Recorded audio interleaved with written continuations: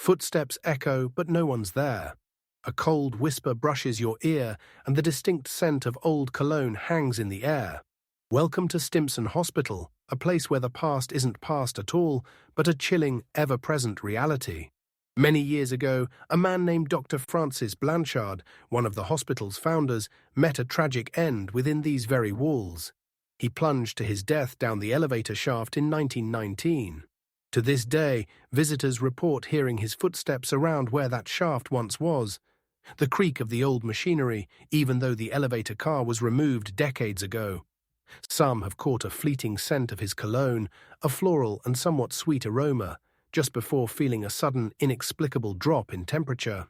It's said that children who later lived in the building spoke of an imaginary friend named Blanchard, a kindly, unseen presence. Was it childhood fancy or a spectral companion? Then there's Dr. Stimson himself.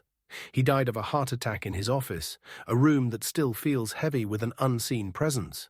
Investigators have set up equipment hoping to capture proof of his lingering spirit, and they claim to have found it. Disembodied voices, too faint to be human, too distinct to be static, have been picked up on recording devices, electronic voice phenomena or EVPs. Words, sometimes just a syllable, sometimes a full mournful sigh, emerge from the silence of playback. Others simply report a profound sense of sadness in that room, a feeling of being watched, of not being alone. Upstairs in what were once patient care rooms, a profound sorrow often hangs in the air. This is believed to be the lingering presence of Harriet Chapman, another of the hospital's founders, whose spectre is said to weep there. The sound is faint, almost like a breeze through a cracked window, but unmistakably human, a soft, despairing sob that seems to emanate from the very walls.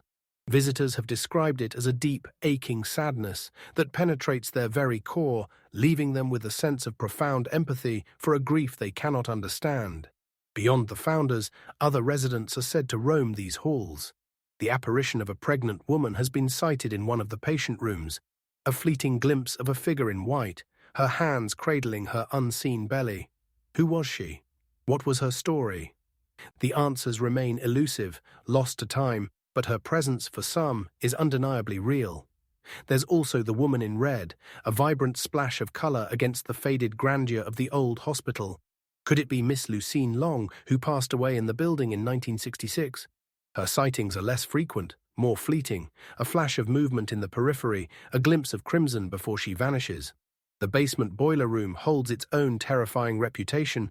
It's a place where some claim to have been touched, even grabbed by unseen forces.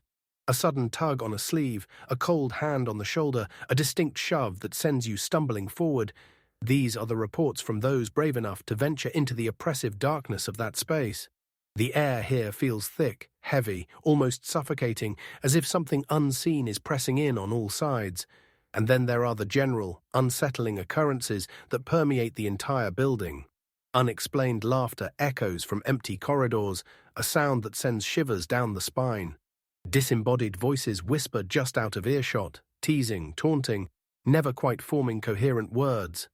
Objects reportedly move on their own, a door slowly creaking open when no one is near, a chair scraping across the floor in an otherwise silent room. In the former morgue, the scientific equipment designed to detect the unseen goes wild. EMF, electromagnetic field anomalies, readings soaring to over 1,000 milligauss, levels far beyond what typical electrical currents would produce, have been reported. It's as if an unseen energy pulses through the very air, a testament to something profoundly unexplainable. Even the animal kingdom is not immune. The spectre of a ghost cat has been encountered here, a faint meow from an empty corner.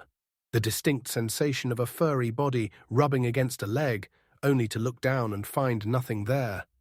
It's a small comfort in a place of such chilling activity, a reminder that even the smallest creatures can leave an indelible mark on the unseen world. The hospital also houses some truly unsettling objects. There's a 400-year-old mirror, its surface dark and ancient. Within its depths, visitors claim to see strange, fleeting shadows, figures that flicker in and out of existence, as if glimpsing a realm beyond our own.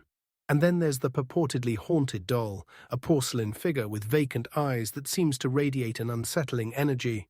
Legend has it that to interact with it safely, one must offer a tribute, a small trinket or offering, lest its malevolent spirit be aroused. Appliances here have a mind of their own. Lights turn on and off by themselves, not due to faulty wiring, but with an intelligent, almost playful randomness.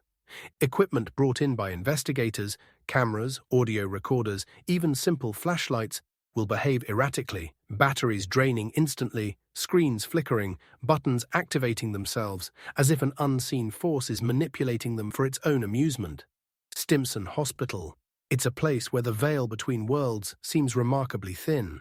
Every creak, every shadow, every cold spot tells a story, a chilling whisper from those who still walk these halls long after their earthly lives have ended. What do you think is going on at Stimson Hospital? Have you ever had an experience like this? Comment below with your own stories. Share this video with someone who loves a good haunting. And don't forget to subscribe for more chilling tales.